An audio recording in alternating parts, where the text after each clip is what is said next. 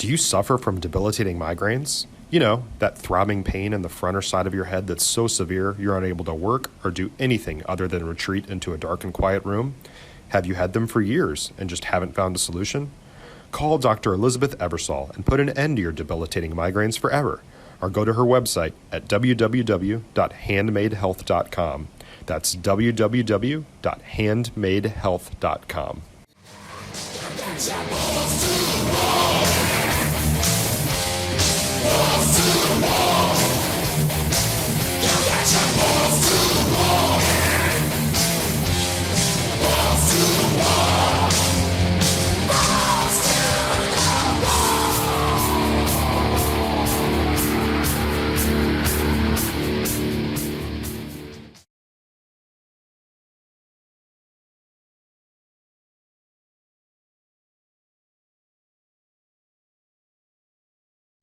Fade in.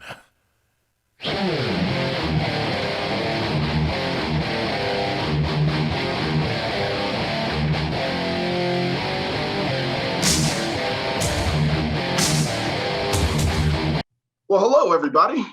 Kenny Matthews. Erica, how are you doing today? I'm good. How are you? Doing great, doing great. This is episode number 15 of Balls to the Wall. We appreciate you coming in, joining up, breaking up the stag party that we've had. I'm excited. Good, good. Hey, we would appreciate you guys to subscribe to us on on Rumble and on YouTube. All you need to do is just click and subscribe. That would help us. Appreciate if we can build a bigger audience so that way we can bring you some nice material from week to week.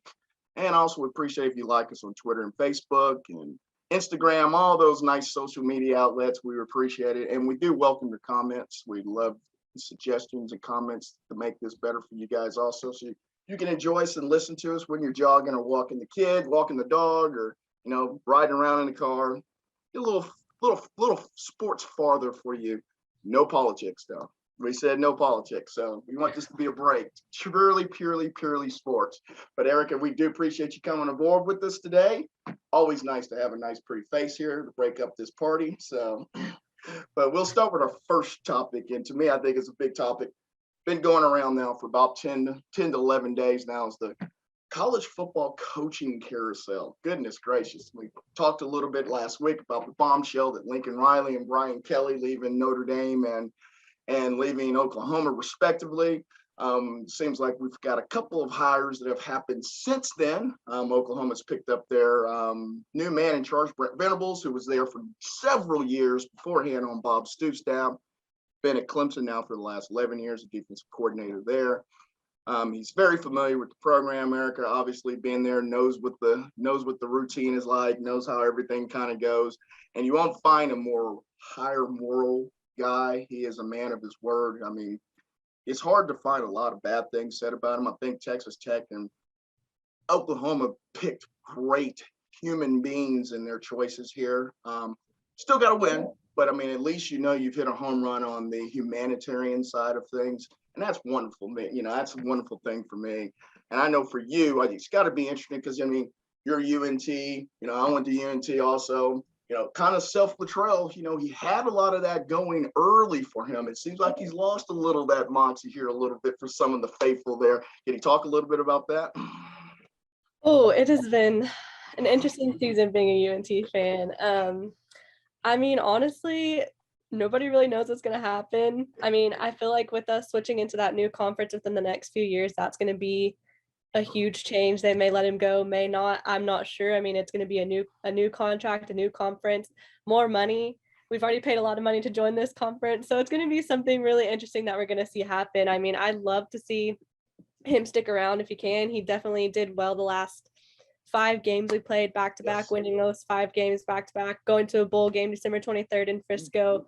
Yep. It's a hit or miss right now. I can't really I don't know what's going to happen. Nobody really knows. There's rumors going around, but nobody knows what's true. So Well, my brother's the head of the Letterman's Club there in UNT. He was a 4-year Letterman there at UNT, and I think he basically won those 5 games, saved his job because Oh yes. the rumor mill was that there was a lot of people ready to write some buyout checks on that contract. Oh yeah. So I mean, and then to beat a undefeated UTSA the way they did, that was very impressive. The last last game there. I mean, that. Nobody saw that coming. No. Everybody thought we were going to get destroyed at that game, but we played really well, especially DeAndre Torrey.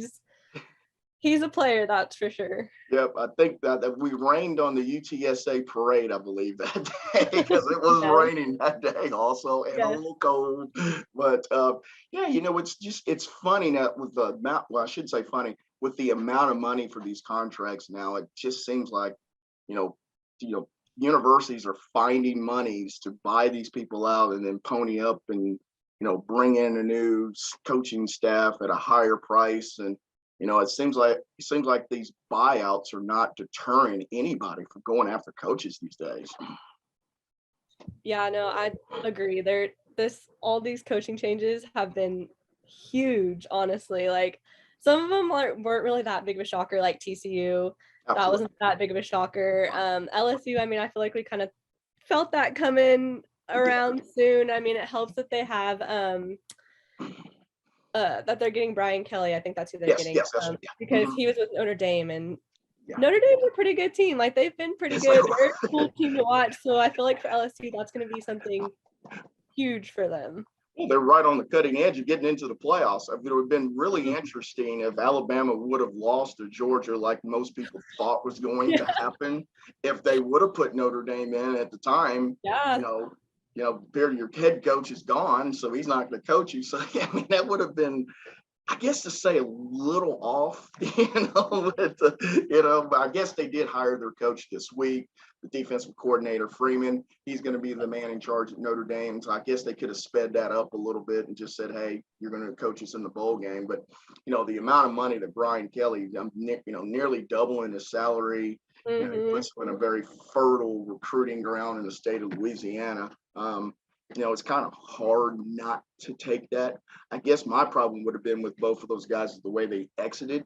The 2 minutes, 90-minute, the 90-second talk to your guys that were blood, sweat, and tears. You went into their living rooms, told their parents to make a commitment to the university and us, and you can't even give those guys, a proper send-off. That was my problem. That was really my thing that really ticked me off. But I guess it's never really easy, in that situation. But you just think you can go out with some class. Yeah, like you could at least be like, hey guys, like it was a great season, but not everybody thinks that way. Yeah, it's just weird. It's just weird. Well, my next topic I'd like to go in, and we'd like for you guys to subscribe to us on Rumble and on YouTube. It's very easy. Just click subscribe. That helps us out big time. We really appreciate that. If you can remember to do that. My next topic would be is we got a Final Four, Eric, and I mean, I guess we could start with the number 1 team in the Final Four. We're maybe this last week we thought would not be part of the Final Four, but not only they're part of the Final Four, they're number 1 with the big win over Georgia this past Saturday as a 6.5-point underdogs. Game really wasn't as close as the final score was. I mean, it really surprised me because, Georgia had not given up 17 points in the game all year.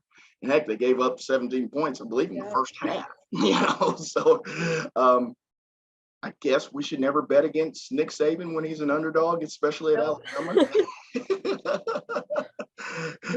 It's just, I guess we just go on and I think we can name that trophy the Nick Saban trophy after he retires, because this is the playoff.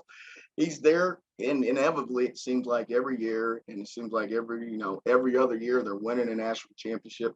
Now they already won last year, so now they're trying to go back to back, and it's kind of hard for me not to bet that they will, even though I think that this year Bama wasn't near as good as they've been in the past. No, they haven't been at all. And I feel like they are going to be a clear favorite just because they have Bryce Young up for Heisman. So, that turns all eyes to them, all attention to them. Like, It's all about Alabama right now. Yes. Yeah, he's pretty good.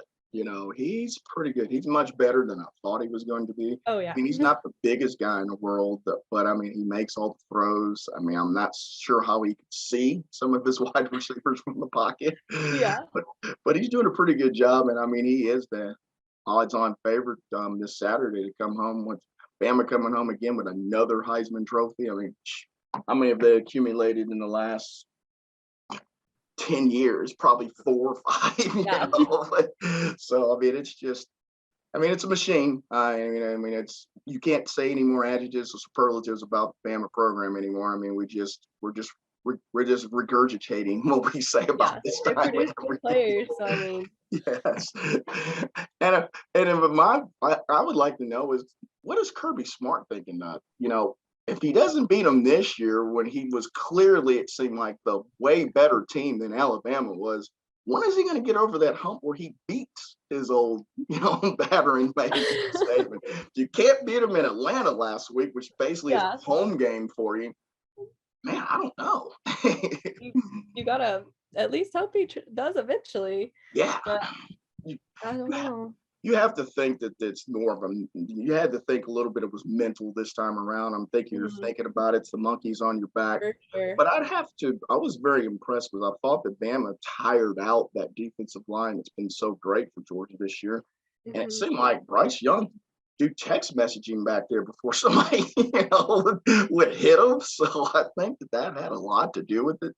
And, it's just another game plan. I mean, he got out coached again by Nick Saban, and that happens. That happens all the time. It does, yeah. And like with these top 4, I know so many people, there's been rumors that people think that Baylor should be in it and Georgia shouldn't be. And there's just so many different, and it's crazy hearing all those things, and you see these teams win and get in the top 4, and it's like they deserve their spot. I mean, you can't say much. Yes, Baylor had a great season this year, but Alabama done good. And you can't really put a 2-loss team into that mix, I don't think, this year. I mean, unless you had some more losses on that day, maybe you could have. But, I think the Baylor's were really, the Baylor fans really upset about that TCU loss. Yeah. Now, that's going to be the one that really sticks into them. You could lose the Okie State by 4, whatever it was, but losing at TCU the way they did, that did you no good then at that time. But heck, I mean, they're Big 12 champs again. And guess what? We've got my sidekick down here, Billy Martin Jr., up there in Casino Land in Windstar, walking over to Mickey Mantle's place. How are you doing, buddy? Well, I'm trying to navigate my way through the casino to get a place to sit down and talk to you guys. Sorry it's taking so long. Well, Billy, I want you to meet Erica. Erica, this is Billy Martin Jr. She works with us at Friday Night Glory. She's a UNT sophomore, correct? Yes. Sophomore at UNT. She's done. Hey, Erica, how are you? She's done really, really well in the last year. I'm good, thank you. How are you? I'm great. Just trying to navigate my way through a very crowded, busy casino. Oh yes. Wow. What about recession? I thought we had a recession going. Yeah, that's not at the slot machines. I mean, you see this? I mean, look behind me. Oh my gosh. Yeah. So okay. No, it is packed. Unreal.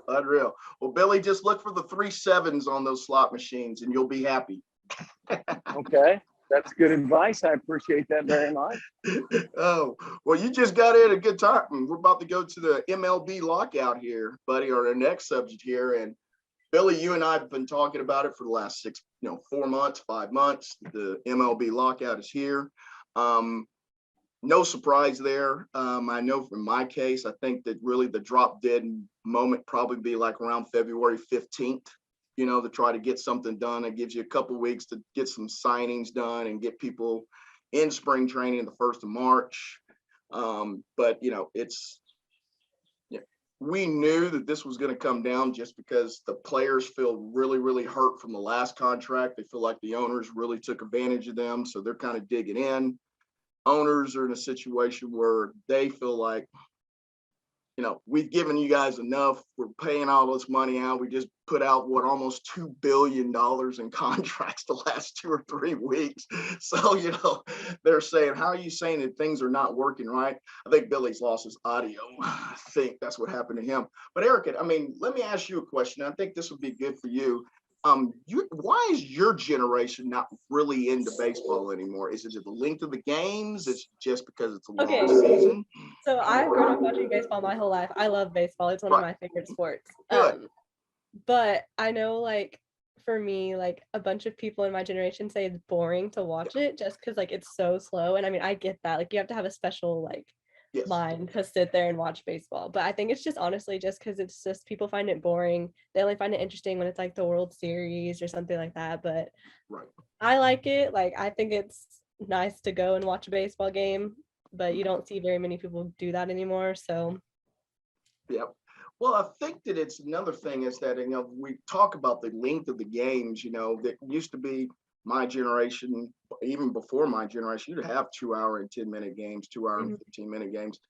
You're surprised that the game is less than 3 hours now, yeah. Which is crazy. I'm going to tell him, tell him Billy his mute is on. I'm unmuted. Okay, there you go.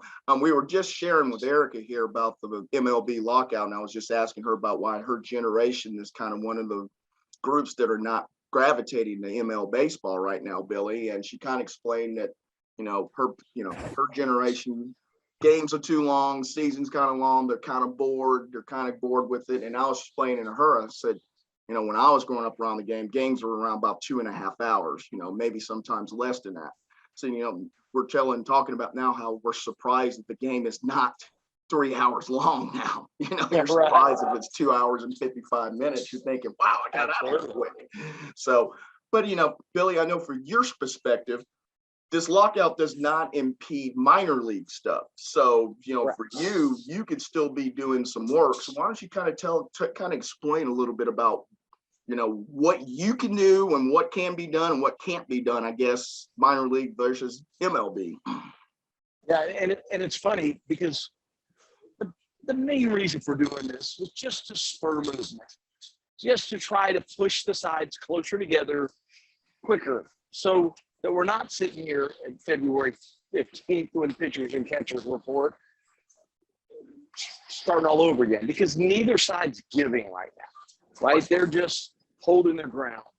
And right now, if you have a minor league free agent, a guy maybe that's had major league time, but he's going to sign a minor league contract, maybe get a major league camp invite. Right. That's okay. That can still be done right now. Okay. It's just really a crazy year because there are hundreds, and I'm not kidding you, hundreds of free agents that are major league free agents. And it's a year like I haven't seen in a while. What we're going to see, we're going to see a lot of players signed in Japan, Korea, and Taiwan. Been seeing that already. Right. And it's going to continue because it's guaranteed money. And, everybody just assumes all these guys are stinking rich. And yeah, some of them are, but a lot of them are trying to make ends meet, and they know they can only make money until they're about 35 years old. So it is a different world. Yeah, we have wives or divorced wives, or we have kids. Yes, those bills keep coming regardless if you're swinging or not. Absolutely. And something else. A reason I think her generation doesn't seem quite as into baseball as maybe we were is her generation's to take a family of 4 or 5 to a baseball game is a car payment. Yeah. I mean, it is. And so it's hard to justify. It's hard to justify taking a wife and kids to a game that literally is going to cost you $300-400. Absolutely. And you know, when your grandpa took you, obviously I got free tickets because my dad was managing, but Best seat in the house. yeah, but you know, when your grandpa's able to take you to a game, you remember that becomes part of your childhood, and that's what baseball always was. Yeah. And that's where I think they need to add something in the basic agreement about salary caps. No, how about ticket price caps, parking lot price caps, how much it costs to buy a water and a hot dog. Erica, who took you to the games? Did your dad take you to the games, or just kind of? So I've grown up in DFW, so I always went to Rangers games. My dad he worked at AT&T at the time and had like a little section right by the bullpen. So we got to sit there. We got free tickets all the time. So like I've been going since I was literally like 2. Like I went with friends like from church. We went with my family, like always with people. So I've always gone with like my dad and my mom and my sister. So it's always just been like a family thing, or just like. There you go. And you like the game. See, I love it. Yeah, I love baseball. Billy, well, if you just lied right there, thank you for supporting my story. No, I really do. I promise. I really, really do. I want to be the next Emily Jones. So think about what she said first, Billy. Free. FREE. That goes a long way to the love of the game, but it's on somebody else's dime too. It's nice. Well, you know, and for me, I was blessed. I was a season ticket holder for the last year at the old stadium, and for 16 years at the new stadium. So I was able to take my daughter, was able to take my nephews to the games, you know, when they were really little. And, you know, it was a blessing because that was a bonding type experience. You know, it was something you look forward to, you know, and they would light up, and especially if you had an extra ticket where you could bring a friend or whatever. And after a while, they actually started paying attention to the game. And it wasn't. They started getting mad when it's the 8th inning. We're saying, hey, it's time to go. No, we want to stay to the end. You know, I think it's work, but you have to be consistent at it. I think you have to stick with it because, yeah, you're going to have stinkers of games. And it just happens. Yeah, but at the old ballpark, it's going to be 98 degrees and humid sometimes when you're on the don't have to worry about it now. But we don't have those people sticking to it, I don't think, anymore. Yes. That's a good point. And teaching the game and talking about it, people go to the games and they're playing on their phones, and yes. and that's probably another reason you don't want to make that car payment and bring your kids, because they're not watching the game. You know, It's a waste. they're playing on their phone. Taking pictures. How many times? So as a kid, I didn't miss a game, and believe it or not, I didn't look that forward to it when I was 5, 6 years old, having to sit still and be a good little boy for 2.5 hours. If I could sneak under the bleachers and play stickball with Robbie Alomar, well, that was a blast, you know. But mom usually made me sit there and be a good boy, and that was not so easy. It wasn't until I really started to learn the game and love the game, and those little nuances that, you know, that made me a real fan and made me love the great game it really is. Well, you know, did you guys ever keep score? I mean, that's a forgotten art now. I used to go bring my little thing and I'd keep score for the games, you know, and that kept me in the loop. You'd get mad if you missed an out and you have to ask somebody what happened, or when the official scorekeeper would change that hit to an error, you know, and you got to change that in the book afterwards. You know? But I don't see that anymore. I mean, when I go to games, I haven't seen anybody keep score at a game in a long time. So, you know, that was something I thought that kept you in tune with the game, you know. Maybe it was easier to keep score when you had 2-hour and 10-minute games or 2-hour and 15-minute games too. You know, it's a long time to keep score for 3.5 hours, you know, with a lot of pitching changes. It is, but you touched on something. That to me is the best way to teach someone the game of baseball. Absolutely. Keep score with them and let them do it. Let them draw the lines and because when you did it, you started coming up with your own little style, right? Yes, absolutely. I would put little dots where the hit went, or if it was a line drive, I'd put a straight line. Straight line. Or if it was a pop by, I'd put a little loop to it. And I started doing things so that when I looked back, I could say, oh, well, he hit a double in the gap here, line drive, or oh, he got a swing and bunt. Look here. And I don't know, but it did make it more fun when I was a kid. And I learned that from my partner, my baseball agency partner, Dave Pepe. His father was an official scorer. Nice. And so, well, yeah, but trying to learn from Dave, my partner is a little bit of an eye dotter and a T crosser, and the glass is half empty. My glasses are overflowing. And, so keeping score with him was a pain in the butt. I mean, it was, what? You didn't do that right. Look here. Hey, being an official scorekeeper sounds great in title until you get that phone call from the dugout. From a player. Or he's waiting for you after the game. Absolutely. How could you not give me a hit on that? Or I just gave up 3 earned runs instead of unearned runs because of your and there are a lot of things that should be fixed. I mean, the fly ball that lands between you and Erica and I when we're all standing there because nobody touches it, they call that a hit. That's a joke. Yeah, I hate that. So Erica, who was your favorite Ranger then? Oh, I have so many. My most recent favorite is Adrian Beltran. When I was a kid, I think he was still my favorite when I was a kid. He's always been my favorite. I also like is there another person I like? I like all players, but I mean, Adrian Beltran is my, Well, you know what? You picked the right one. He's a future Hall of Famer. You picked all right if you wanted to like somebody. No question.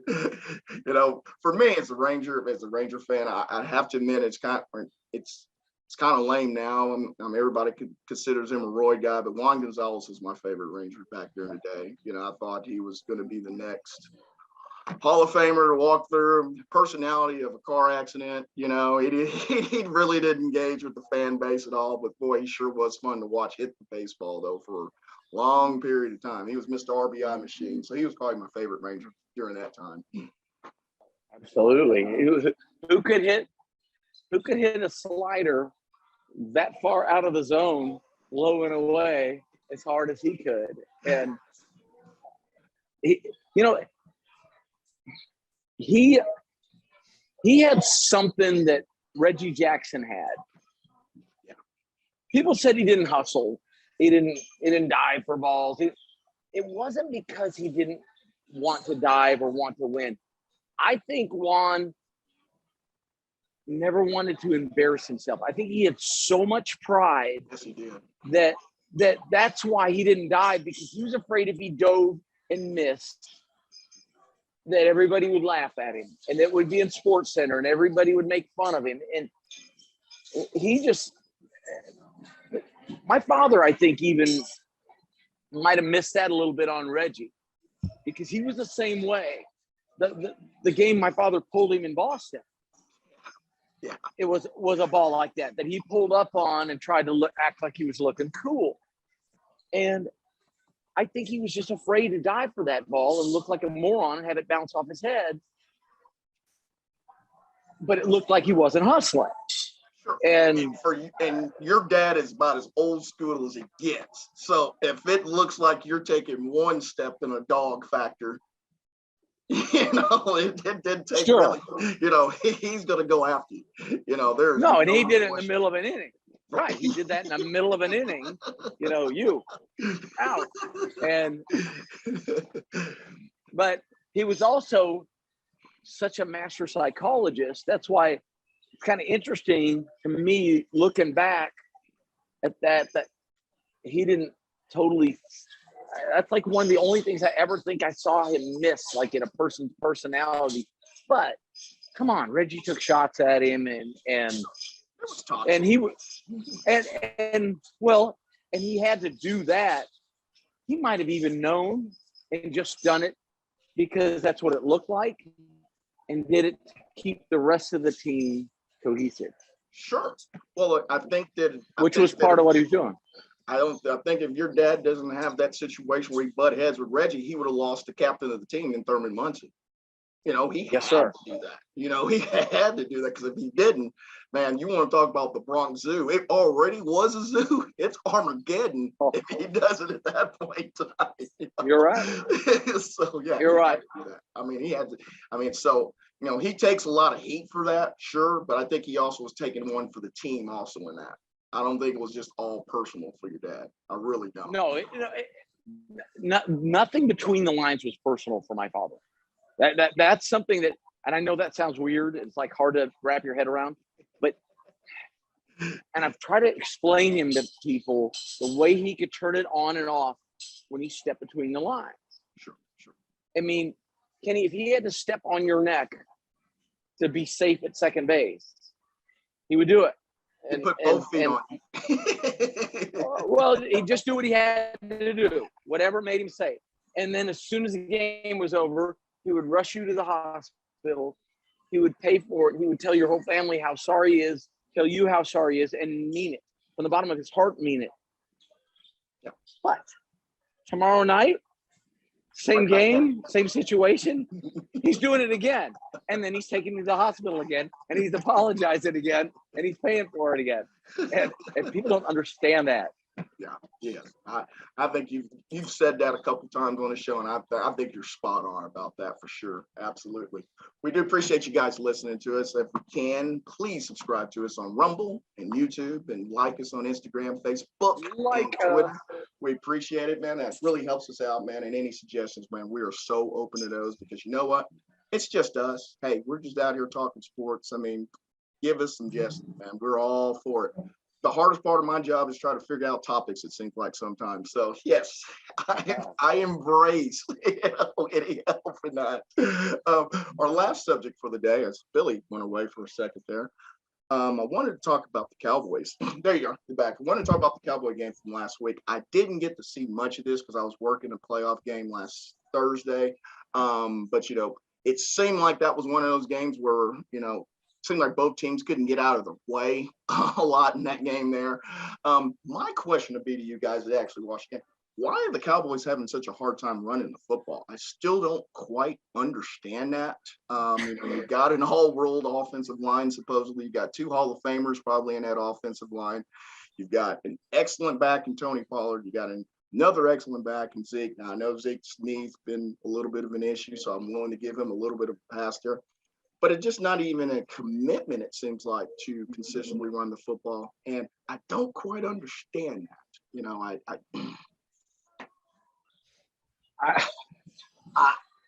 I almost feel like our short passing game isn't there right now either. And I think that is stifling the running game to some degree. Yeah. But, I don't know the answer, because, I'm just tired of hearing everybody say, oh, Pollard's better than Zeke. They are such a good tandem. I want them both. I want the big bruiser, always going forward guy that Zeke brings, who's an amazing receiver, who's got ridiculous hands for a big man. Yes, he does. And then you have that awesome change of pace back that can also return kickoffs for touchdowns. I love it. We got to figure it out, because we watched the New England Patriots throw three passing plays and win a football game the other night. So, I think our Cowboys need to figure some things out. What do you think, Erica? Oh gosh. So again, been a Cowboys fan my whole life, so I've seen roller coaster seasons. Honestly, I mean, I don't think any of us know exactly what it is, but I think it's more of just like our plays are so predictable. Everybody knows what we're going to do. Everybody knows, oh, this one's going to Zeke. Oh, this one's going to Pollard. Oh, this one's going to Dalton. Like, everybody knows. And it's just, I feel like at the beginning of the season, everybody was hyping up the Cowboys. Like, oh, yeah, the Cowboys are going to the Super Bowl. They're doing so great. So, 1, they got too confident. And 2, our plays are just, everybody knows what's going to happen. So it's like, it's not even a surprise anymore because like, oh, okay, they're about to do this, they're about to do that. You just know. At least that's my opinion. But No, I Well, think there is. go ahead. Go ahead. No, Well, go all ahead. right. I have something. I have noticed a lot of drop passes in the last 3 contests. Okay, and I have a problem with that. Obviously, an NFL receiver that touches a football with both hands or it bounces off his head, those balls need to be caught. yes. And Yes, they do. and that creates a problem too. That forces other issues, and so we've got to catch a football. If that doesn't get fixed, we're not going to be a Super Bowl team, and sadly, I think we've got a good enough team to do something like that. And I think if we've had some of the inconsistencies, maybe it's, we talked about it last week for the COVID, people being in and out of lineup, maybe not getting as much practice time, and as a lot of people, there's a lot of people just think because you're actually get rid of COVID that you're back to 100%, even if you're young. That's not true. That's it's called the COVID fog that lasts with you for a few weeks, and I said, so maybe that's it because, nobody's been hit harder by COVID than the Cowboys this year so far. Sure. So, and the injuries. Yeah, you add the injuries, you have people in and out of the lineup on the offensive line. Maybe that's another reason why you haven't been able to, get that continuity on that side. But, for the one thing the Cowboys don't have to worry about, their season, is at their hands. All you have to do is just win your divisional games going forward. You're going to be in the loop for having to host a playoff game at home. You like to be one game behind Arizona since you play Arizona on the schedule coming up. If you can make up a game there, so you beat Arizona, depending on the tiebreakers, divisional losses, you still have a shot at the number 1 seed. So, if you stick it to those kind of goals in place, and you just getting some people back, like Lawrence, getting some people like that, getting Gregory back. I mean, that should improve the defense, especially since Michael Parsons is playing like a Superman. Oh yeah. So I mean, you get D Lawrence playing anywhere a Pro Bowl level on the other side of that. Boy, it's a nice to have that feather in the back of your cap for sure. If they can start getting a lot of penalties each game too, that'll help them out a lot too. Yeah, that's another thing. Well, and that doesn't then that go Billy to lie into just the inconsistent play for the last 6 weeks. I mean, the penalties, the ill-timed ones. I mean, how many times has it been 1st and 20? You look up, you get inside the 30 and get a hold call, so it's 1st and 20. So maybe you're settling for 3 instead of continuing the drive. I mean, 1st and 20 is a tough marker to make in the NFL. Absolutely. 1st and 10 is not very easy in the NFL, let alone times 2. But I don't, the game we lost, roll back the clock 2 weeks. I mean, that all to me broke down to one bad call. That I don't understand why they didn't, throw the let's review this flag, because the ball that went out of bounds that was saved that was a catch. I'm sorry. I saw 2, maybe 3 steps hit the ground, and there were a ton of penalties that game, but that one to me was such a momentum grabber and just drained their momentum. And it is a game like that. I mean, you can have a ton of penalties, but that one ill-timed one, that one that just pulls the air out of your sails, I don't know. We shouldn't be complaining. Our team's great. They're fun to watch. Dak just continues to impress me. I heard the coolest story about him last night. I'm visiting a friend. He and his wife own a no-frills grill in Arlington, Texas, and he met Dak and had Dak sign a picture. And he said, look, I've got every Dallas Cowboys quarterback on a wall in my restaurant signed. And Dak said, I don't belong there yet. Don't put me up there with those guys. until I've earned it. Wow. Now think about that.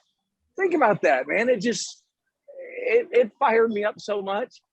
And I asked him, I said, when are you going to do it? And he said, as soon as he wins one playoff game, I'm putting him up there.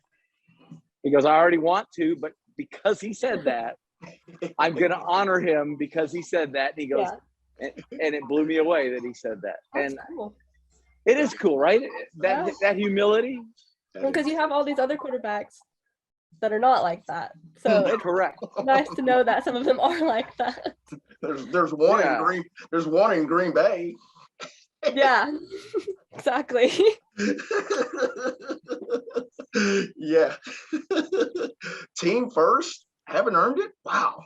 What? Are you sure this is 2021? Oh, I'm okay with getting rid of my head coach because I'm in charge.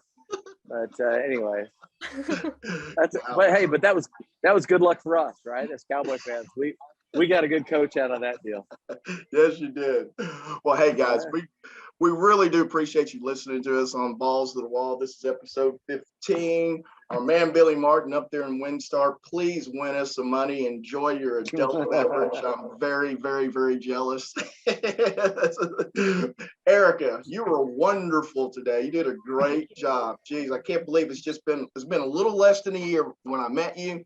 You were scared out of your mind, and now look at you, standing straight, throwing out sports opinions. Thank you. I appreciate you asking me to be on. Hey, did all right. Not bad. Well, hey, guys, I know next week we'll try to do a pod next week. Unfortunately, I'll be gone from Wednesday on doing the state championship and high school basketball and basketball floor.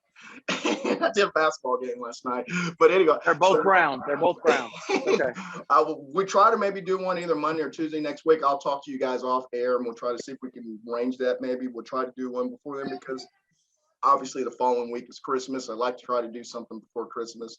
I don't know if you guys are in town or out of town. So, whatever, we'll try to just talk it, through text and see, but we'll try to get something out there. For our audience, we definitely would like to say Merry Christmas to everybody before we leave.